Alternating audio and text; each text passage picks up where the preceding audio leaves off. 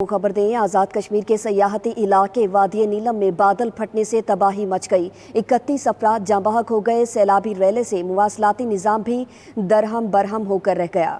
150 से जायद मकान और लेस्वा बाजार भी मलिया मेट हो गया। पाक फौज ने हेलीकॉप्टर के जरिए 52 अफराद को रेस्क्यू कर लिया है। मुतासिरीन को खैमे, खुराक और तिब्बी इमदाद की भी फराहम की गई हैं। वकास काज़मी की रिपोर्ट देखते हैं।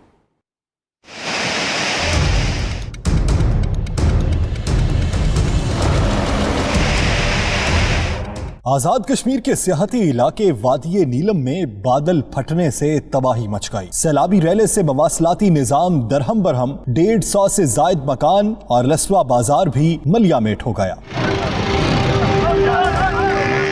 पानी के रैले में बह जाने वालों में तबलीगी जमात के 11 अरकान भी शामिल हैं। 3 मसाजिद भी शहीद हुई हैं। 11 गाड़ियों को पानी का रैला अपने साथ बहा कर ले गया है। 2 बुनियादी मराकज़ सेहत भी जुज़वी तौर पर मुतासिर हुए। तर्जुमान NDMA ब्रिगेडियर मुख्तार अहमद का कहना है कि लोगों को बारिशों से मुतल्लिक आगाह कर दिया था। बारिश का सिलसिला जुमेरात तक रह सकता है। मेट डिपार्टमेंट के मुताबिक ये जुमेरात तक ये जो बारिशों का सिलसिला है, ये 2 या 3 हैवी स्पेल उन्होंने पहले भी प्रेडिक्ट किए हुए थे और हमने इसको तमाम लोगों से शेयर भी किया हुआ था कि ये आ सकते हैं और ये कैचमेंट एरियाज के अंदर ही आएंगे जहां पे ये फ्लैश फ्लडिंग की सूरत भी अख्तियार कर सकते हैं। आसमानी बिजली भी गिर सकती है, खुदा न खास्ता, और इस तरह के वाकयात रूनुमा हो सकते हैं। वज़ीर आज़म इमरान खान और वज़ीर आज़म आज़ाद कश्मीर राजा फारूक हैदर ने हादसे पर अफसोस का इजहार किया है। उधर चित्राल में ग्लेशियर पिघलने के मामले पर NDMA ने नई एडवाइजरी जारी कर दी। एडवाइजरी के मुताबिक गिलगित बल्तिस्तान और खैबर पख्तूनख्वा के हुक्काम को हिफाजती